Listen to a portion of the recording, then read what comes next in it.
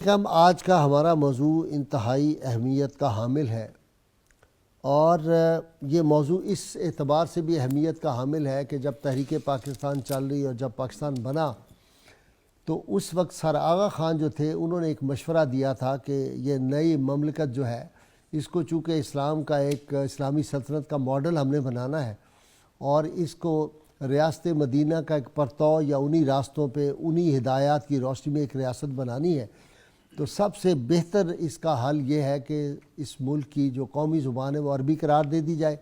اس کا سب سے بڑا فائدہ یہ ہوگا کہ تمام اسلامی ممالک جو ہیں ان سے ہمارا ایک زبان کا اور تہذیب کا بھی رشتہ ہے اور دین کا بھی رشتہ ہے، تو یہ رشتہ اور مضبوط ہو جائے گا۔ کاش اس وقت ان کی اس بات پہ عمل کر لیا ہوتا تو آج ہم عرب ورلڈ کے ساتھ ہوتے اور کتنے فائدے اس میں ہو سکتے تھے۔ ہم اپنا جو کشکول لے کے جاتے ہیں گداؤں کی طرح، اس سے بہتر ہم ایکول لیول پہ ان پہ بات کر سکے ہوتے۔ خیر، وہ وقت تو گزر گیا۔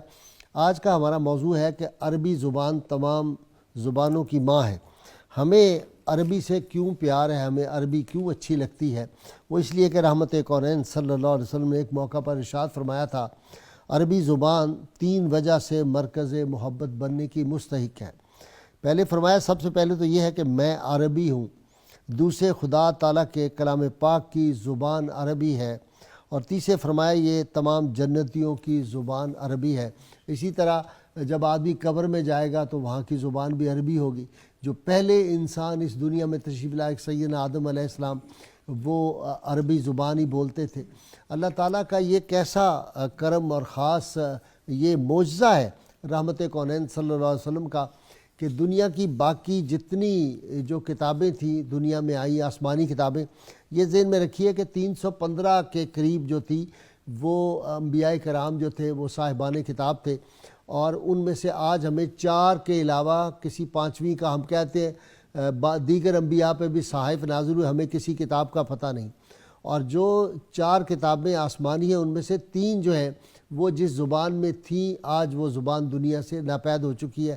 صرف سیدنا عیسیٰ علیہ السلام جو آرامی زبان بولتے تھے اس کے چند لفظ ہمارے پاس ہیں، جو آپ نے آخر پہ فرمایا جب ان کو جو تھے وہ بنی اسرائیل سولی پہ لٹکا رہے تھے تو انہوں نے کہا ایلی ایلی لما سبقتنی، تو آرامی بڑی عربی سے بہت قریب ترین زبان ہے۔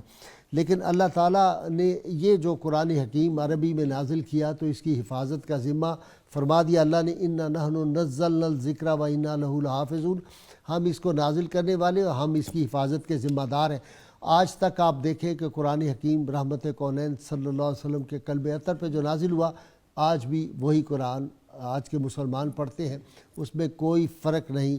اور یہ کتاب جو ہے اس کا ایک کمال یہ بھی ہے کہ آج دنیا کے کسی خطے میں جو مختلف ممالک میں عربی جن میں بولی جاتی ہے، 25 سے زیادہ ممالک ہیں جن میں عربی زبان بولی جاتی ہے، وہاں کسی کے سامنے بھی آپ قرآن حکیم رکھ دیں تو ان کو اس کی سمجھ ہے، وہ اس عربی کو جانتے ہیں۔